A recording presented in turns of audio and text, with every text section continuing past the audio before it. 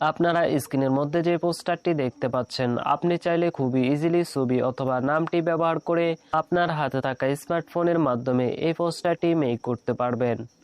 আসসালামু আলাইকুম, welcome back. চলে আসলাম নতুন আরেকটি ভিডিও নিয়ে। আজকের ভিডিওটি হচ্ছে আপনি কিভাবে আপনার হাতে থাকা স্মার্টফোনটি ব্যবহার করে শর্ট রিমার্কসের এরকম একটি শুভেচ্ছা পোস্টার ডিজাইন তৈরি করবেন। ডিজাইনটি কিভাবে করবেন সেই নিয়ে আজকের সম্পূর্ণ ভিডিও জুড়ে আমি রয়েছি মোহাম্মদ তানভীর হোসেন। আপনারা দেখছেন Tanvir tech point YouTube channel. আজকের এই পিএলপি ফাইলটি ডাউনলোড করতে হলে আপনাদের 4 ডিজিটের পাসওয়ার্ডের প্রয়োজন হবে। যে পাসওয়ার্ডগুলো আমি ভিডিওর স্ক্রিনে দিয়ে দিয়েছি সেখান থেকে আপনারা সংগ্রহ করে ফাইলটিকে ডাউনলোড করে নিন। Welcome back. তো আমরা ফাইলটিকে ওপেন করার জন্য আমরা পিক্সেলল্যাব অ্যাপসটিকে ওপেন করে নেব। তো পিক্সেলল্যাব অ্যাপসটিকে ওপেন করার পরে আমরা কর্নারে দেখতে পাবো 3 ডট আইকন, এটার উপর ক্লিক করে নিব। তারপরে এখানে দেখতে পাবো ওপেন ডট পিএলপি ফাইল, এটার উপর ক্লিক করে নিব। তারপর আমরা এখানে দেখতে পাবো ডট পিএলপি, এটাতে ক্লিক করে নিব। তারপরে আমরা এখান থেকে একটু পিছনে চলে যাব। তারপরে এখানে দেখতে পাবো ডাউনলোড ফোল্ডার। তো ডাউনলোড ফোল্ডারটাকে খুঁজে বের করবেন। তো আমি ডাউনলোড ফোল্ডারটার উপর ক্লিক করে নিলাম। ক্লিক করার পরে আপনারা দেখতে পাবেন শেখ মুজিবুর রহমানের জন্মদিন পোস্টার ডট পিএলপি। তো এই ফাইলটি দেখার পর আপনারা এই ফাইলটির উপর ক্লিক করবেন। তারপরে এখান থেকে ওপেন অ্যান্ড উপর ক্লিক করে নেবেন। তারপরে ওকেতে ক্লিক করবেন। তারপর একটু ব্যাগে চলে যাবেন। তো দেখুন পিএলপি ফাইলটা ওপেন হয়ে গেছে। তো এখন এখান থেকে আপনাদের মন মতো করে কাস্টমাইজেশন করে নিতে পারবেন। তো আপনাদের ছবি বসানোর জন্য আপনারা এই লেয়ার অপশানে ক্লিক করবেন। তারপরে এটাকে হাইড করে দিবেন। তো দেখুন এটা হাইড হয়ে গেছে। আবার যদি লেয়ার অপশানে ক্লিক করি, এটাকে চোখ আইকনে ক্লিক করে এটাকে সরিয়ে দেয়, তো দেখুন ছবিটা চলে আসছে। তো সেমভাবে আপনারা এইভাবে কাজ করে নেবেন।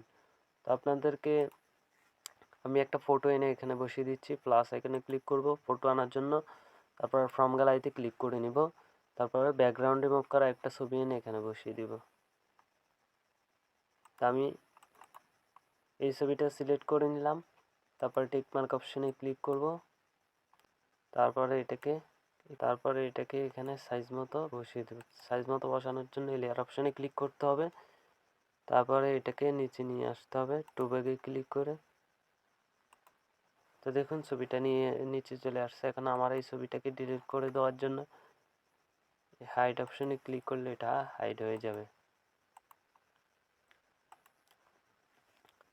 এখন এগুলা ছবি টবি সব কিছু বসানো হয়ে গেলে আপনাদের আমার নামটা চেঞ্জ করে আপনাদের নাম বসানোর জন্য এই নাম অপশানে ক্লিক করবেন। তারপর এডিট অপশানে ক্লিক করে আপনাদের নামটা এখানে বসিয়ে দিবেন।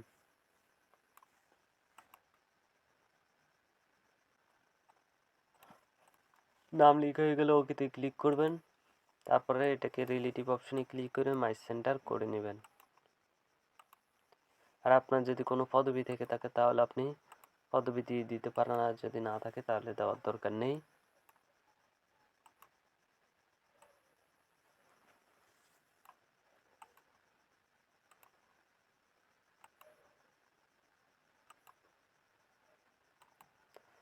পদবি লিখে হয়ে গেলে আবার ওকেতে ক্লিক করবেন।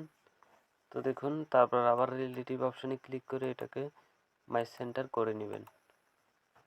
তারপর এটাকে গ্যালারিতে সেভ করে নেওয়ার জন্য আপনারা এই মেমোরি অপশানে ক্লিক করবেন। তারপরে এখান থেকে সেভ এজ ইমেজের উপর ক্লিক করে নেবেন। তারপরে এখানে দেখতে পাবেন কাস্টম লেখা, তার মধ্যে আপনারা আলট্রা সিলেক্ট করবেন। তারপর সেভ টু গ্যালারি দিলে এটা গ্যালারিতে সেভ হয়ে যাবে। তো এই ছিল